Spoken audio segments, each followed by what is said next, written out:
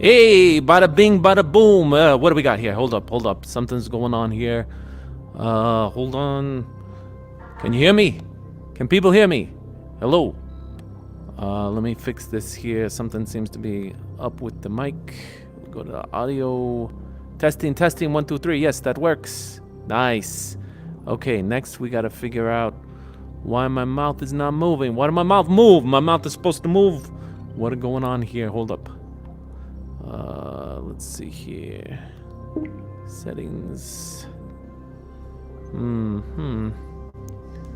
There's a big old fail is what this is. Why's my mouth not moving? My mouth should be moving. Hey, what is going on here? My mouth, she's not moving. Hold on. Audio output device, audio input device, headset, audio input device. We're gonna put voice meter output. Test 1, 2. Testing. No, hold on. Digital audio interface, voice meter auxiliary output. Test 1, 2. Testing 1, 2, 3. Nothing. We got nothing. It's a bunch of ridiculous. What's going on here? All right, yeah, I appreciate that you guys can hear me. Unfortunately, I gotta have my mouth be moving too. I don't know what the deal is. It's a false start. Hold up. Let's see. I got too many settings here. If I go for this and go for system B default. Test 1, 2. Testing 1, 2, 3. Hey, what's going on here? Hold on.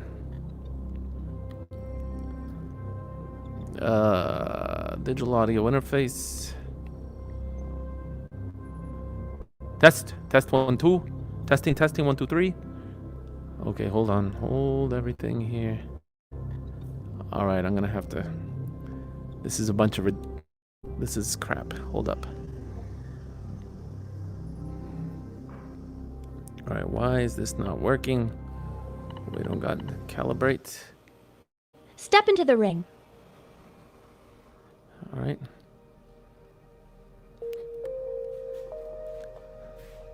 Let's stretch. Hold your arm. Now let's do a vocal warm-up. Read this card at a normal volume. I can't see the card. Hold on. Am I losing touch with reality? Great. Now you're ready to play. Okay, let's see if that fixed everything. If I now go and hop in. Boop. All right. Hey, my mouth is moving. All right, that's much better. Okay, here we go. All right, let's see here. Hey, welcome everybody. Hold on, where's my camera? There we go. Hey, all right. Okay, I gotta move this monitor right there. Okay, here we go. Sorry about that. That was a bunch of crazy stuff. I'm trying to get things set up here. A bunch of fools set this up. I don't know what the deal is. All right. So, welcome everybody. I am, of course, the angel, and I was invited to talk to you about some of the things that people been asking me about, this Joseph Smith guy. So I figured I'd give you a call from Kolob. Yes, you can see we are here at Kolob. A lot of you people wonder why it is that the ancient Egyptians has some of the books of Abraham's and whatnot. Well, you look back you look back there, you can see on Kolob there's pyramids, right? Now, Kolob is, far away in the galaxy, far away and whatnot. And so there's some times, whenever we want to come to, visit, prophets and whatnot, tell them what to do, tell them, which of the young girls in their neighborhood they need to marry without, telling their wives and whatnot. Well, in order for us to get there, we got to transport and whatnot, and we take advantage of technology because technology is just the priesthood in action. And so, back there we got a little teleporter, so, it was a few years ago, Joseph Smith, he was saying a little prayer there, trying to receive forgiveness for his sins and whatnot. I won't tell you what kind of sins a 14-year-old kid has, but whatever, and so I just stepped into the teleporter and I went and I'm like, hey, Joe, you're the good guy. Your sins is forgiven. It's not a big deal, right? And that's how it works. All right. Now, But that's all in the past. Now we're talking about the future. We're talking about right now. So what we need to do is we need to get, let's see, we need to open up the phone lines because, hey, this is a call-in show. You know, you ever wanted to talk to an angel? There was, what was there? There was a TV show a while back about like talking to an angel or something like that. Well, if you want to talk to an angel, you just call 210-422-doo-doo-doo-doo, and you talk to the angel. You talk to me. All right, so let's see how we're going. Let's make sure I can get the phone set up here. Boop. Yeah, that's nice. Okay, so I need someone to call in so we can test out the system. I don't even know if the system works. You know, we gotta test it out. This is you know, it's as you can see from the beginning when my mouth was not working. This is like a test in progress. We gotta get it working. You know, maybe if we step through the teleporter right here, we go talk to someone. I don't know, but first I need to get some comments up. Let's see here. All right. David Ziegenbusch says, we hear you. John Coleman says, yes, we can hear you. You know, I get that a lot when I'm like, hey, Joseph, can you hear me? And he's like, oh, yeah, I can hear you. I can hear you real good. That's good. All right. Hear you really good. Nice. Okay. So you guys can hear me. Now I gotta hear you. I need you to like, call up and whatnot so that we can talk here, okay? Because I don't got anything else. It takes enough for me to just, channel this energy so as to what, this spiritual Urim and Thummim camera here can interface with the internets and the inner tubes so that, you guys out in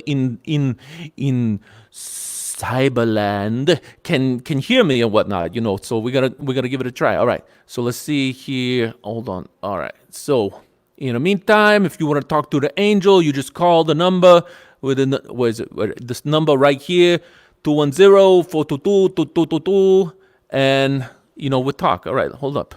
Let's see here. How can I tell? Yeah, no one's been calling. I'm going to have to check and see if no one's been calling. What am I going to do? I don't know what to do. All right. So, this is going to be a dud if nobody calls. If somebody calls, it's anonymous or whatever.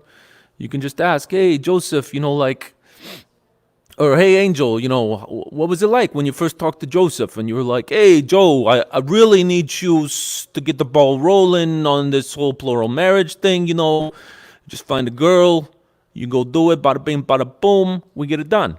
To Joseph's credit, he's like, Angel, I don't know. It will be really, deceptive for me to pursue a young woman without Emma's knowledge. Oh, hold on. We got a call. Hold up. All right. Hello. You are on Talk to the Angels. We got to do an audio test here. Can you hear me? Okay, you can hear me. Hello? But hello, you're on Talk to the Angels. Can you hear me? Hello? Hold on, I gotta fix it. Hold on. Okay, she may not have been able to hear me, so I'm gonna fix it so that it'll work better. All right, let's see here. We'll go to maybe she can hear better like this. All right, if you just called, you call back, and then I think I got an audio problem, so you just call back and we'll get it to work. All right, because I think I fixed it. Again, I haven't tried this out before, so I'm trying it. So anyway, I was telling Joe, I was like, hey, Joe, you really gotta go and marry these other women. And he was like, hey, that would be like really deceptive and adultery and whatnot because, I got a wife already. Her name's Emma. I practically kidnapped her from her family. We eloped. Her dad didn't like it. But, oh, hold on. We got this call. All right, here we go. Hello, you are on Talk to the Angel. Can you hear me? Yes, I can hear you. Oh, all right. We got it working. All right, you're the very first caller that we got working. What's on your mind? Yeah, I was wondering if you could tell me what the exchange rate is for our U.S. dollars to whatever the money is in Kolob. For whatever the money is in Kolob. Well, on Earth, you can buy anything with money, right? And there is an exchange rate. It's something, like, we know with the time that we have, 1 year on Earth is equal to 1,000 years on Kolob. So we got an exchange rate for that. So you just take the interest rate from 1 year on Earth when you put $1 into the investment fund, like the Ends and Peak investment fund, and then how much interest would that earn in 1,000 years, right? And then you just take that number, and that's the exchange rate. But it goes different because it takes, if you're going to take $1 from Earth and bring it to Kolob, it takes about 1,000 years to go there, traveling at the speed of, the speed of the priesthood and whatnot. That's why we got this teleporter. But money won't go through the teleporter. Only spiritual beings. It looks like I'm wearing a robe, but this is really an organic secretion that comes out of my skin, so that it's part of my person. So as to when I show up, I'm not like dazzling everybody with all the goods, all the ghibli bits and whatnot. It's crazy. So next question. Did I lose you? You still there? I'm here. No, I'm still trying to process the answer to the first question. You just read the account. Is Kolob on the gold standard? Is Kolob on the gold standard? No, we just make that stuff. You can print. Gold is essentially fiat when you have the priesthood. Because, you could move mountains and whatnot. You could change stuff into, you could change, crap into gold. And it's fine. We do it both rhetorically and physically. We change rhetorical crap into gold, like, hey, doubt your doubts. It's a crappy explanation, but it seems to work like gold with the faithful, so we do it. We do the same thing with, just a pile of crap on the ground. You transform it with the priesthood into gold. It's good, Crap tastes good. So my other question is how can they, if I'm trying to get my own Urim and Thummim or rock, kind of like. What are you talking about getting your own Urim and Thummim? What are you talking about getting your own Urim and Thummim for, huh? Them priesthood revelations, only the prophet gets the Urim and Thummim, all right? Little upstarts like you don't get to have your own Urim and Thummim, so I don't know what you're talking about. You just keep that on the down low. You are under the thumb of the Urim and Thummim. He's in the priesthood power, the prophet. You're under the thumb of the prophet, the Urim and Thummim. So you just stay there, all right? Obey is the line. You got to remember, I'm talking to prophets every day, but I still know they use low-level members as low level. That's why you need to be led. That's why we got, priesthood power and authority and whatnot. Any other questions? You're boring me. What's the deal with this? I got a limited amount of time. The Rusty's up in Salt Lake City. I got to tell him, people is really hurting. People's really scared and whatnot. Perhaps they need a new jingle. We already gave them the logo. You guys got a logo. I don't know why you're so scared about coronavirus now. You got a logo. So maybe you need a jingle. Maybe you need something like, Mormons, anymore, or something like that. I don't know. We got to figure it out. So was Mormon dropping or Moroni dropping his horn? Was that you, or is that just just chance happening? All right. You seem like a good guy. I'm gonna let you in on a little secret. All right. The word came from the big guy upstairs. Moroni's out. Yeah. It worked for a period of time. People's like, oh, look, he's so shiny and gold and whatnot. But, in the modern sensibilities, people realize that type of materialism just doesn't sell. You got to keep your wealth not in the symbol of a big golden statue.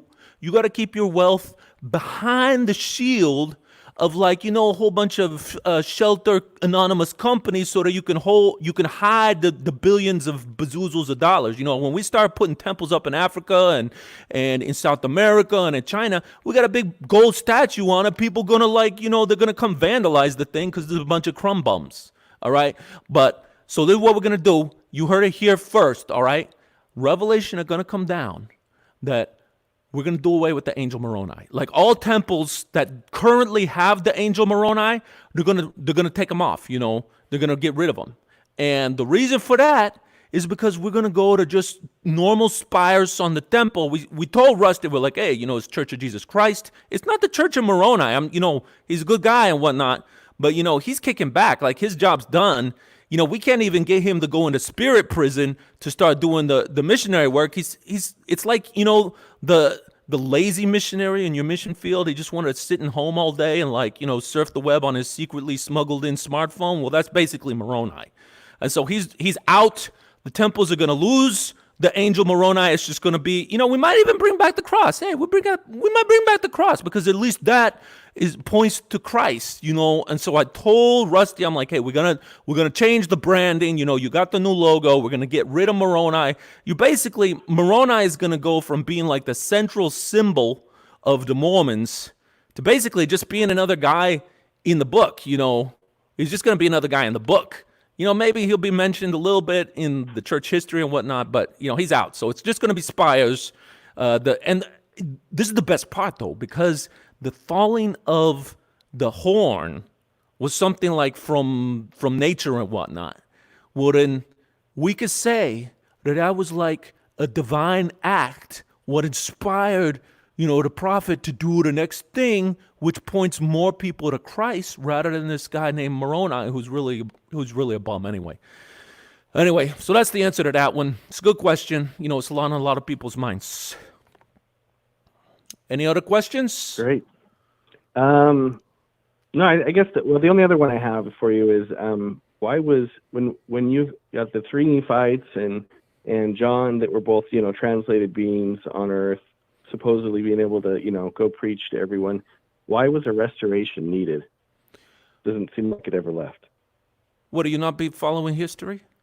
I hate to tell it to you, but, as soon as the big guy left, then everybody started doing their own things. People was making up all kinds of reasons, all kinds of, exploratory doctrine. They was trying to change things around. We had ceremonies and whatnot, and they changed the ceremonies. They changed the ordinances. Wait, am I talking about after Christ left, or am I talking about when the formation of the church? I forget. At any rate, they're going to have to, the restoration was needed because they changed all the ceremonies. It was like if somebody was to change something as precious and unchanging as the temple ceremony, well, then at some point, they're going to have to restore it back to where it was supposed to be.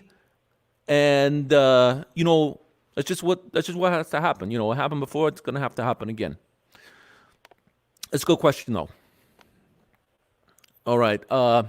Now I got a question for you. I'm good. That's all I've got for now. Oh yeah, that's all. But as soon as I'm going to tell I'm an angel. I got all the see everywhere sort of things and a vision, and I happen to know that you, with your smartphone sitting on the toilet, be flipping through something you're not supposed to be flipping through. You got to repent of that. All right?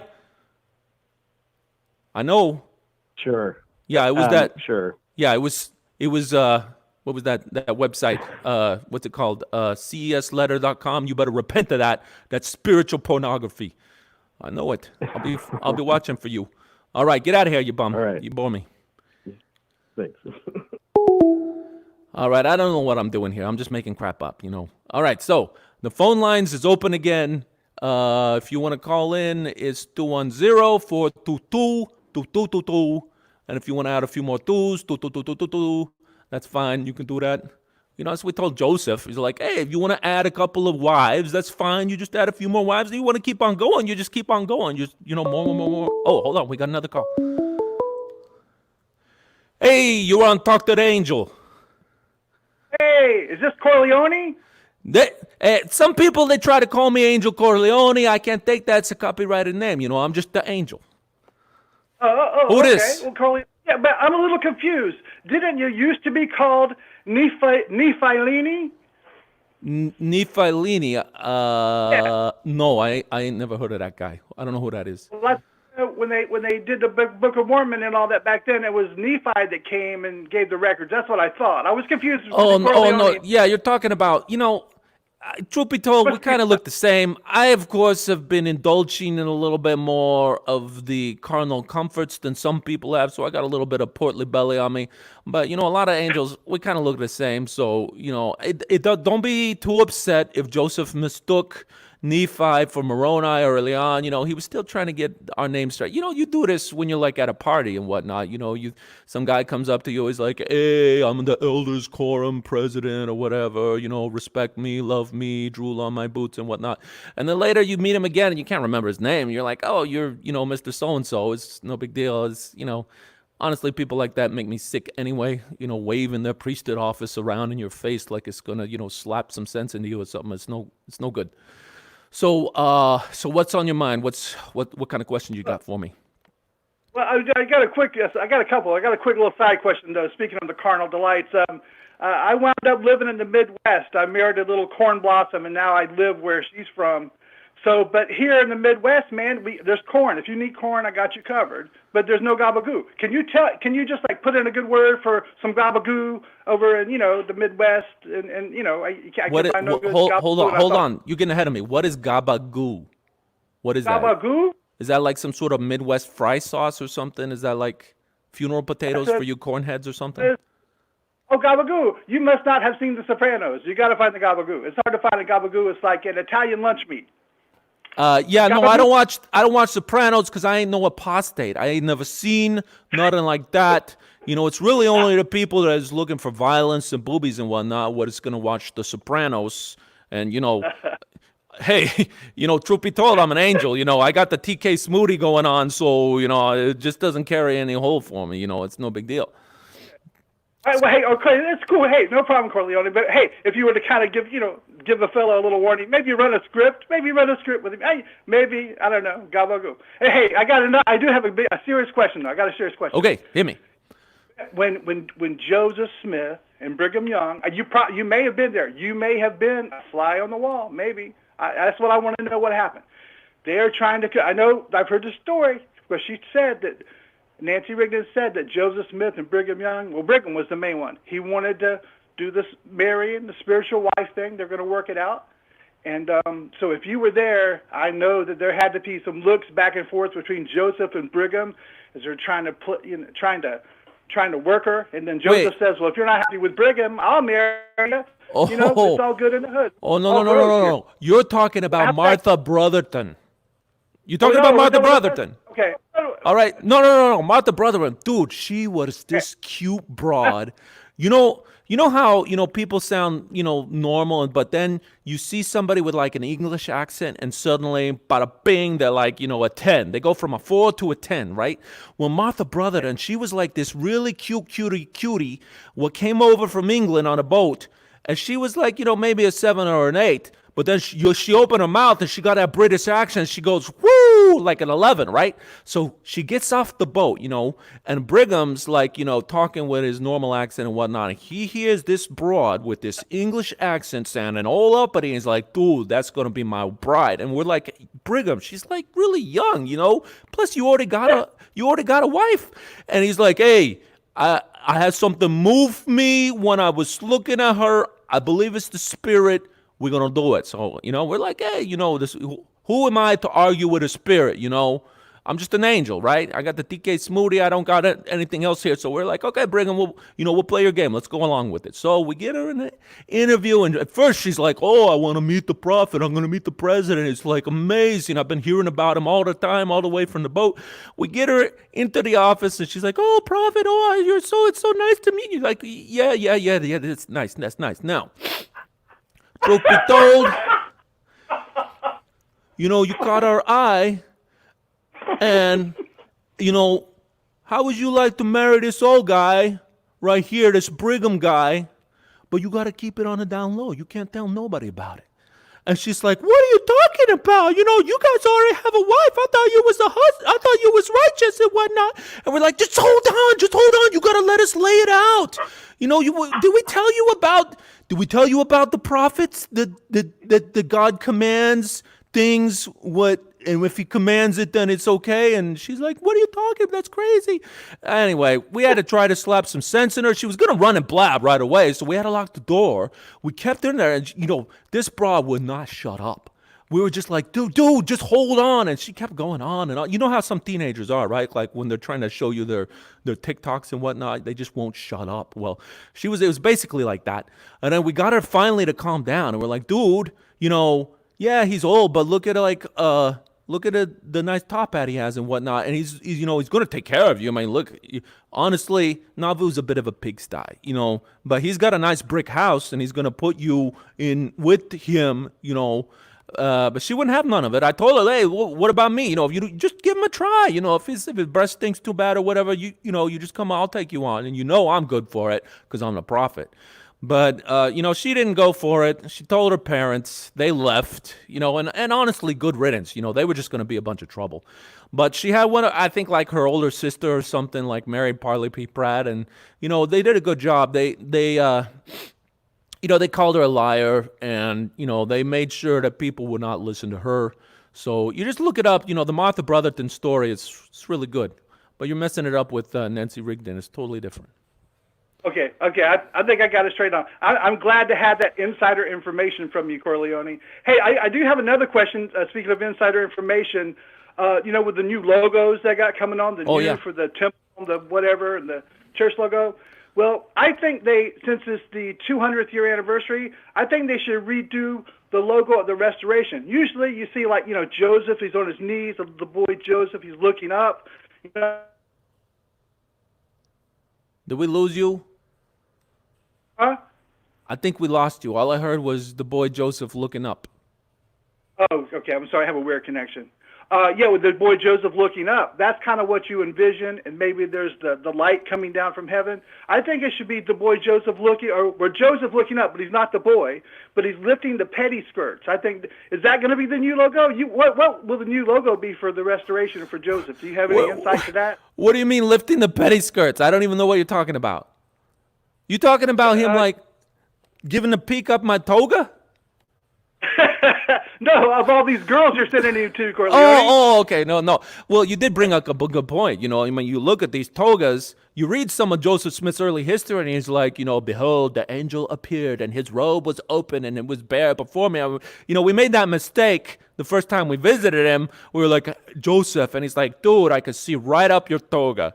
I'm going to write about it in my history, and everyone's going to be like, hey, the angels, they got like some sort of exhibitionist sort of thing. And we're like, dude, no, we're just, we're getting used to this toga thing in the new world and whatever. So then we started appearing more at eye level so that he wouldn't get like a big eye full of the glory. But I don't know, the girls back then, they was too poor for petticoats and whatnot. We was, and honestly, I don't know if any girl that had that many petticoats. I don't know if Joseph really wanted to go after them, because it takes a long time to get through those different layers, and he's got to do stuff on the quick. It's like, hurry up, Emma's coming. We got to get stuff done. If there's too many petticoat layers and whatnot, it just takes too long. It's no good. Well, man, I am learning so much. I've learned so much. I appreciate your insight there, Corleone. Awesome. Thank All you. right. That's thanks for the call, man. All right. Bye. All right. Here we go. Let's see. All right. So we've had 2 callers in. I'm just kind of like, I'm pretty sure my accent's like changing as it goes along. That's okay. Because really, honestly, we's angels. We could take any form. We could take any accent, We didn't tell you this. You didn't hear from me. But, this whole angel thing, like, I can appear however I want to appear. Like, check this out. Hold up. Let's see here. Don't put the...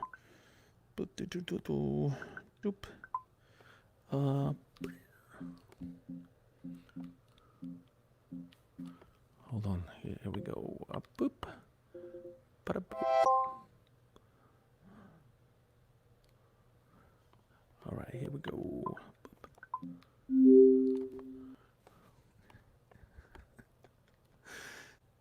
This is crazy. All right, hold on. Now, you didn't hear from me, but sometimes I show up in this outfit just to get a laugh. It's really great. I show up and I'll be like, hey, Joseph, hey, forget about my pajamas and whatnot. I'm just in a different outfit. Like, how do you like it? It looks good, right? Yeah, but, that copyright to the Book of Mormon and what you had? Like, you should go to, like, and sell it and whatnot. And then I was like, we pranked him really good. I was like, yeah, you want to get some of that money. What? And I was like, hey, we got to get him Yeah, we're gonna get him to get like worthless money. Why don't you go sell it in Canada? Yeah, and it was hilarious. He like sent some people to go sell it in Canada. It's crazy. And then they went and they tried to sell it, and they came back and they're like, "Hey Joseph, we thought the revelation was that you could sell it in Canada," and he was like, I can't tell the difference between an angel or the devil. And we pranked him. It was great. Anyway, all right, hold up. I got to go back to the other thing. Hold on.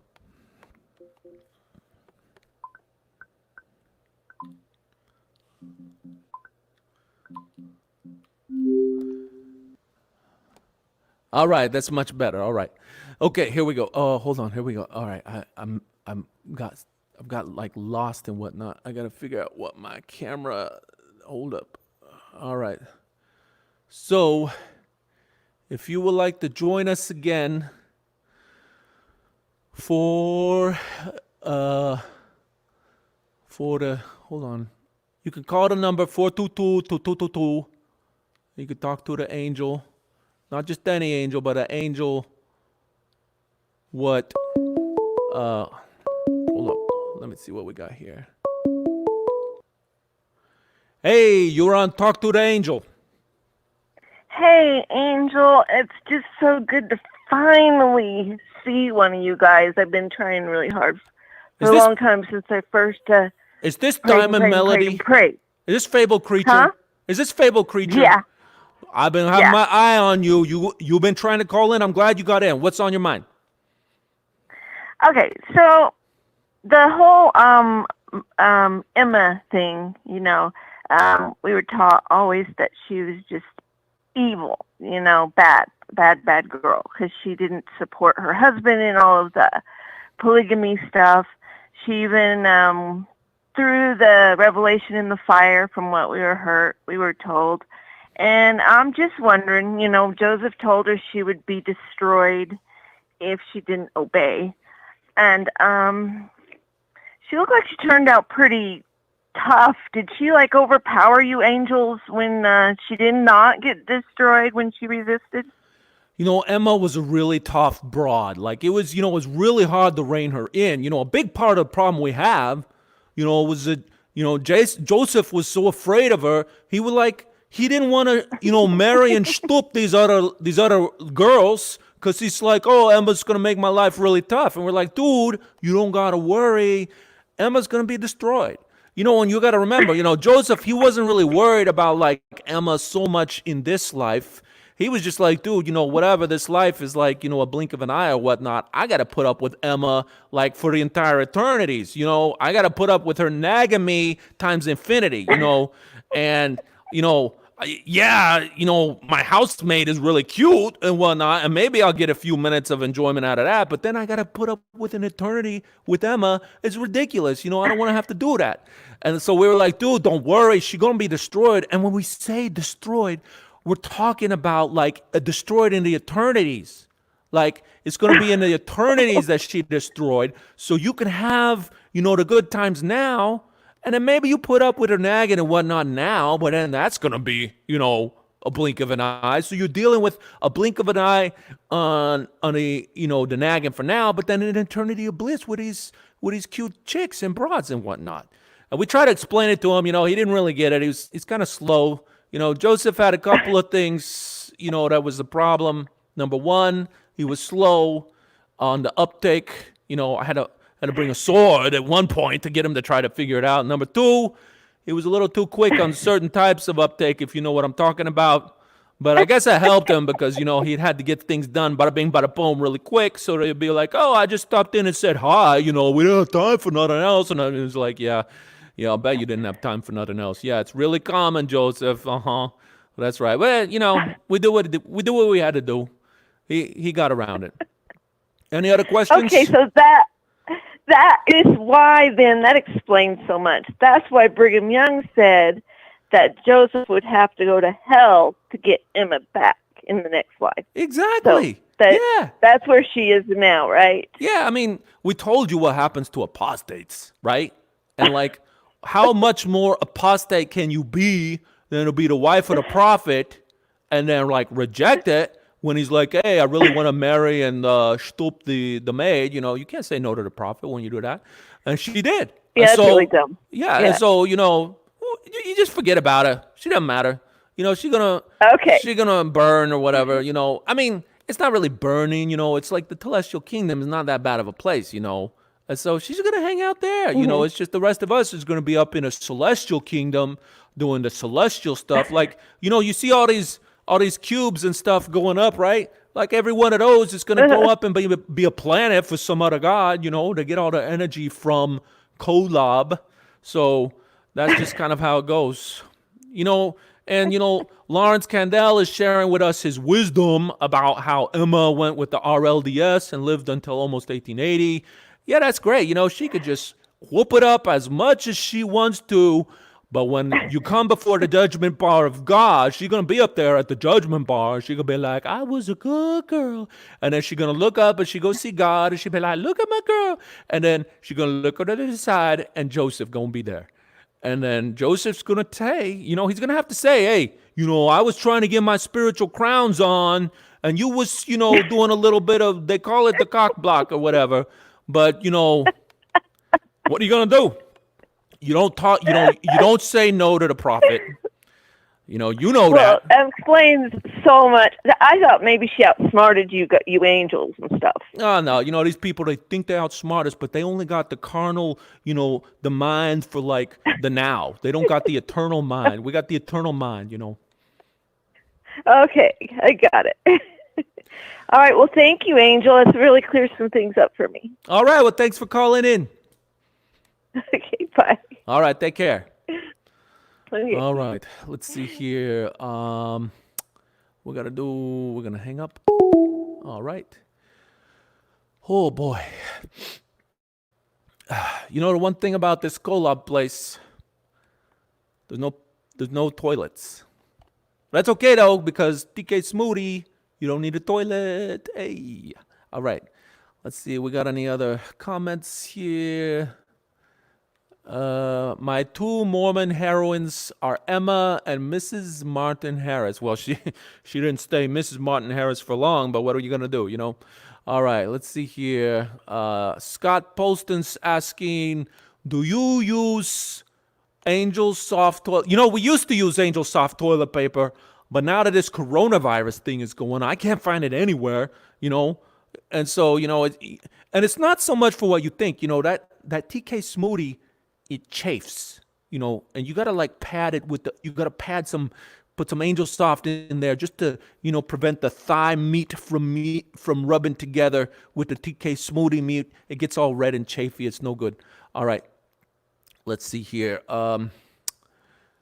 Didn't Emma do an interview with a newspaper before her death? She probably did. She was some pasta. She could talk whatever she wants. She spread her lies or whatever. She denied for like the rest of her life that Joseph ever even did polygamy. She denied that, the work that I had to do had any fruits and whatnot. You realize how hard it was for me to get Joseph to actually propose to these other women? It was really tough. Like, I almost failed. I didn't want to do it. I didn't want to do it. I was like, God, we got this thing called free agency, right? And, I got to let the prophet have his free agency. He doesn't want to marry these girls, God. He wants to, he made a case to me. It was like, this girl's like my foster daughter. Like, I could never do this to her. And I was just like, it's not me. It's the guy upstairs. You got to do it for him. And so Joseph wouldn't do it. So I had to bring out the sword. And I had to tell him what was going to happen, where I was going to put that sword if he didn't marry those women and keep it from his wife and lie to the public. That's all we asked, really. Is that so wrong? It's not. But he did it. We got him to do it. And then he did it again. Then he did it again. Then he did it again. Then he did it again and again and again. Then he did it again and again and again. I was like, hey, Joseph, I put the sword away a long time ago, and then he did it again and again, and then he was like a 14-year-old girl, and I'm like, Joseph, come on. 14 years old, that's a little bit weird. And he was like, you told me what to do, I gotta do it. And I was just like, dude, all right, okay, whatever. At some point, you just gotta let the prophet be the prophet, And if he wants a 14-year-old girl, well, it's a little bit weird, but in the eternities, it's like a blink of an eye. There was there was some girls. So he was like, I asked her to marry me, on the polygamy and the spiritual rivalry, don't tell anybody about it sort of thing. And they said no to me. And we were like, well, Joe, what are you going to do? He's like, no, that's okay. We'll just let them go as long as they don't say anything. If they talk, well, then I'm going to smear their name so far you will not believe how far I'm going to smear it. But if they stay quiet, that's good, because I'm just going to tell Brigham Young, hey, that girl's mine in the eternities. So whenever she go to the temple, if she got, some guy she thinks she's going to marry, you don't let him marry for eternity. She mine for the eternities, right? And so, that's what Joseph did. That's what we let him do. That's okay. All right, what do we got? Let's see. When you dress up in your devil costume, wouldn't Joseph just try to shake? Oh, dude, you would not believe. So, I was talking about how we pranked him before, right? And one of the things that we did to prank him is we gave him this idea that if you offer to shake like a devil's hand or an angel's hand, that they won't do it, and that's how you'll be able to know that it's an angel is real, whereas a devil is not real. We totally made that up. Like, could you believe that? What devil would be so stupid as that? It's crazy. It's ridiculous. But, that way, he thought he could tell the difference between a heavenly messenger and a non-heavenly messenger. It was hilarious. Moses could not believe it when I told him what I told him. It was great. All right, what do we got here? All right. When I went through the temple, I just wasn't buying it. I looked around at people who seemed smarter than me, and they was eating it up. Why? You didn't buy the temple? You talking to me about you going to the temple, to the sacred holy of holies, and you didn't like what you saw? And you think I'm going to explain that to you? I can't take the darkness of your heart and the corruption of your mind and make it seem to be anything other than what it was. Now, Joseph, when he saw a 14-year-old girl and he's like, hey, I got to get a piece of that, that's not darkness nor corruption, because he's the prophet. You got to learn the difference. All right, here we go. Let's see. Hey, Angel Bro, why do those LDS people take things so serious, even though you was giving them the message straight? By the way you're doing now, bro.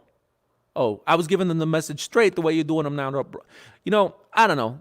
These Mormons, they take everything like insanely, ridiculously seriously. Like, you can't joke about crap, because they'll be like, oh, you've offended me. Oh, the spirit of darkness has entered in here. I'll tell you, I don't know where they get the spirit of darkness or whatever that they're always talking about, because, there's no spirit of darkness. Like, I don't even know what they're talking about. Like, the angels, we're all over the place, right? And we're sitting there watching like some conversation happening between two people, one of whom doesn't believe.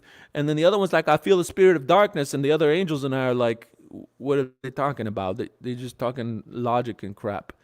And there's no darkness. It's just, it's another word for cognitive dissonance. These people haven't figured it out. All right. Did you hear about the global fast to get rid of COVID-19? Can you confirm if the fast worked?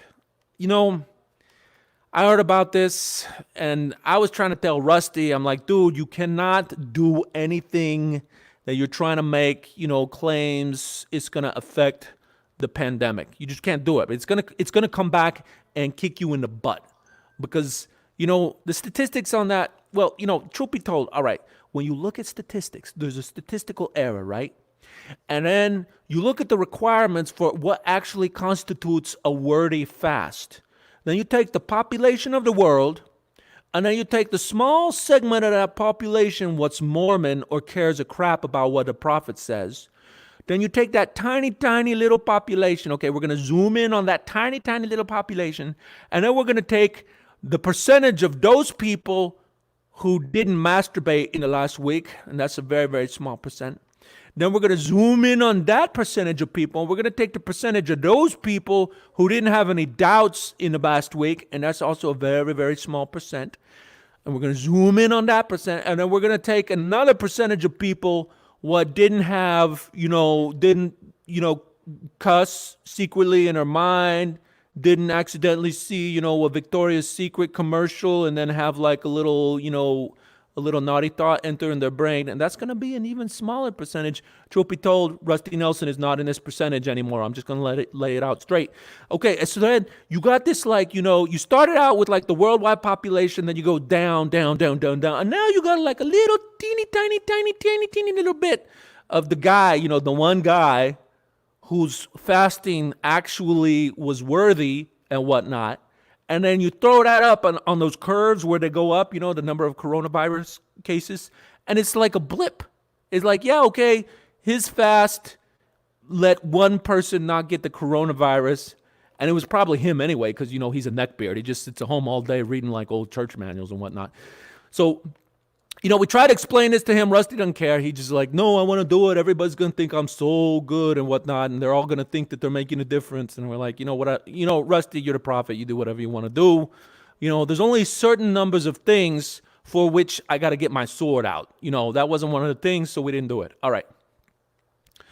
Again, if you would like to call in and talk to the angel personally, you can call 210-422-2222. Let's see here. Mitu says, why is it that when Mormonism goes mainstream or makes news in public mainstream, their members beat themselves in excitement, thinking that this is a sign that their church is true? Because it is true. What are you talking about? I'm the angel. The church is true. I made it true. All the things that people be worrying about, that's because they're making up crap. People get excited because, hey, finally the rest of the world is going to realize that what I realize, which is that it's okay for a prophet to have married a 14-year-old girl after spiritually threatening her family. It's okay for a prophet to marry 30, 40 women without, telling their wife. He doesn't leave the priesthood. It's not adultery. All these things is okay. Oh, and we gave a bunch of masks to China for the proof that it's okay. All right. Anyway, that's how it goes. All right. Let's see here. All right. I think that's it. I don't want to belabor this point. I think my batteries might be running out low anyway. There's, only so much you can do. If nobody else is going to call in, let's see here. Somebody's talking about sunk cost theory. Okay. Let's see. You sacrifice everything for the church. They think there's no going back. Well, that's true. But we use that for righteous purposes. If you get the people to totally invest themselves into the church, then it becomes a lot harder for them to leave. That's a good thing because the church is true. I don't know why people complain about that. Whenever the Scientologists do it, well, that's a problem because then they get stuck in Scientology. But if things what are unethical and bad and manipulative, when the false people do it, it's bad. But when the true church does it, it's good because it keeps you trapped. It keeps you safely secure in the true church. So I don't know why you would have a problem with that. All right. Where's my flaming sword? It's in the shop. I don't got it. I don't need it though, because, that part of the dispensation is over. Basically, the swords, they're all put in lockdown. We don't need them. The only time where we're going to need them is, frankly, in the millennium, in the hereafter, because there's going to be a whole bunch of Mormon women what are going to be waking up and they're going to realize that their husbands have married like a crap ton of other women, and then the wives are going to be like, well, that's a load of crap. And we're going to be like, oh, yeah, well, you see this flaming sword? We had to use this flaming sword to convince the prophet to marry a bunch of women. Well, now we're going to use that flaming sword to convince you to be okay with your husband marrying a bunch of women himself, or else you're going to be destroyed. It's in the Revelation. We told you about it. Don't act surprised. It's basically that. So, well, every angel has their own flaming sword, and we're going to have to use it, and there's like a butt ton of angels, so eventually it's going to happen. All right, that was a question from Melissa Lambert. about where my flaming sword was. Let's see. Any other calls? All right, what do we got? Remember, if you want to call in, 210-422-2222. Oh, we got a call. Hold up. Hey, you're on Talk to the Angel. Hey, hello. Hey, do you prefer Chicago-style crust or New York-style crust pizza? Forget about it. Flat pizza all the way. You know, us angels, we got to eat on the go. You get the pizza, you fold it up, and you cram it in. That's how you do it. New York style, the only way. I mean, all those Chicago pizza, you know, you have to sit down and make an entire meal of it. It's like 4,000 calories. It's ridiculous. Stay away from that Chicago Right. pizza. You're going to end up like me. You know, I got it. I don't want to end up like you. yeah, technically it is consistent with the word of wisdom, but you got to save some room. You know, if you eat all that Chicago style pizza, you know, the big old thick crust and whatnot, you're not going to have any room for funeral potatoes. You can't miss your funeral potatoes. You're not going to have any room for the brownies and the root beer float. You got to make sure that you pace yourself, you know? Yeah, sparingly. Meat sparingly. Yeah. So no anchovies? Yeah, okay. Yeah, I don't put anchovies Got on it. there. That's too fishy. I don't, you know, it's Okay. not for me. Anything else Hey, on your mind? I wanted to say, you know who I really admire was Emma Smith. She is a trooper.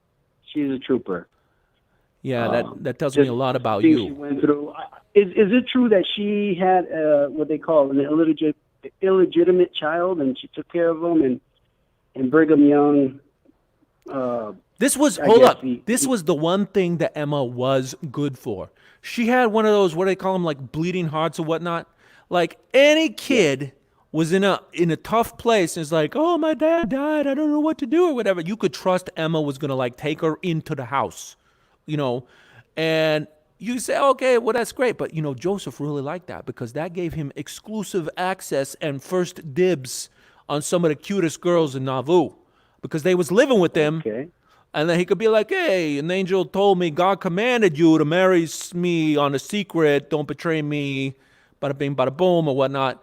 But, you know, so that was like one of the primary useful things about Emma was her willingness to let young girls live in the same house so that they could hang around Joseph a lot. He could figure out which one of them was cute, which one of them he wanted to secretly marry on the side without telling her, and which one he wanted to have help, you know, clean the barn and whatnot.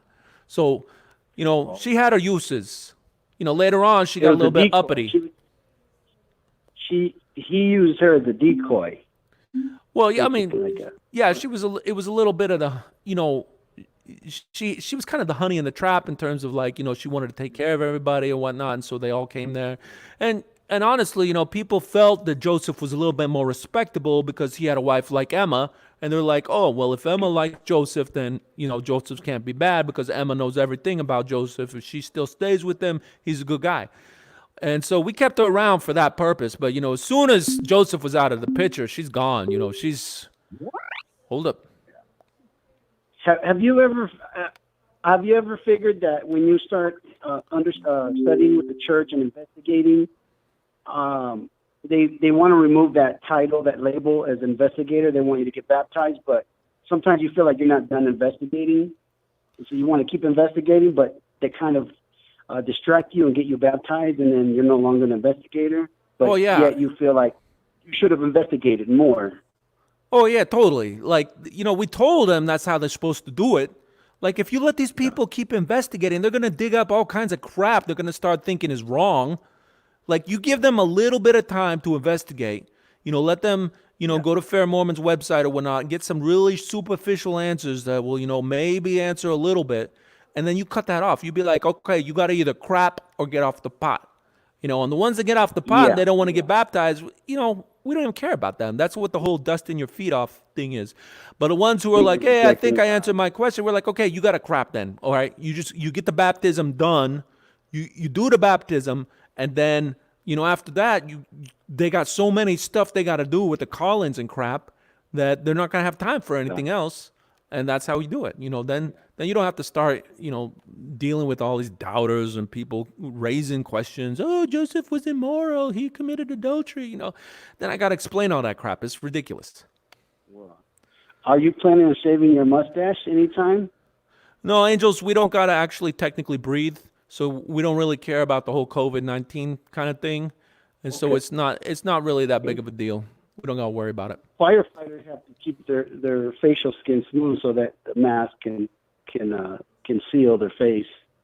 Yeah, I And got the plenty firefighters- of skin for a seal, but I don't even have to worry about the fire because, like President Oaks said, angels, what can withstand a fire is basically a salamander, and that's, essentially what we're doing. And Okay. so I don't have to worry about it. So an angel. So were you ever a being on Earth, or you just made an angel from the get-go? I had my own earth. I did my own thing. I wasn't perfect, and so I didn't get my own kingdom. I had to Okay. be an eternal servitor or whatever. Okay. But, it is what it is. I'm okay with it. At least I got Okay. my Well, flaming thank you for your sword. insight, Angel. All right, very good. Did Joseph Smith have this kind of access to you from his cell phone? No, they didn't have cell phones back anything then, so we compa- or couldn't get in anything on the comparable ether device? waves. No, I had to use the teleporter to get to Okay. him, back in the day. I got you. Okay. Yeah, Well, it was thank you it was for your awkward insight. because I I would appreciate show it. up sometimes and he'd be like taking a crap out in the woods and I'd be like, hold on, I'll come back later. You can never tell because we don't know where they are, what they're doing when we show up, and we try to time it right so they're like asleep and whatnot. But there were a few times I was like, Joseph, should I come back later because it looked like you got something going on here. I don't know if I should see this. They don't got eye bleach here in Kolob, so you just got to be careful if you're an angel. Will you be unsealing the vials for a Corona-19 cure? What are you talking about? We got When would so that many people who, we've been having to deal with so many more prayers now than ever before. It's like a total marketing gambit for us. It's great. More and more people are going to end up showing up to churches because they're like, hey, I don't know what, my life's falling apart because of this coronavirus. And the churches are like, come on, we'll give you purpose. We'll give you meaning. Here's pass the plate or whatever. It's great. It's really good. Okay, I got you. Thank you, Angel. All right. I think I got to wrap it up. Good guy. Thanks for the Thank you. call. Bye. All right, everybody. Until next time, this has been the Angel checking out. Take care. Goodbye. Goodbye. Goodbye.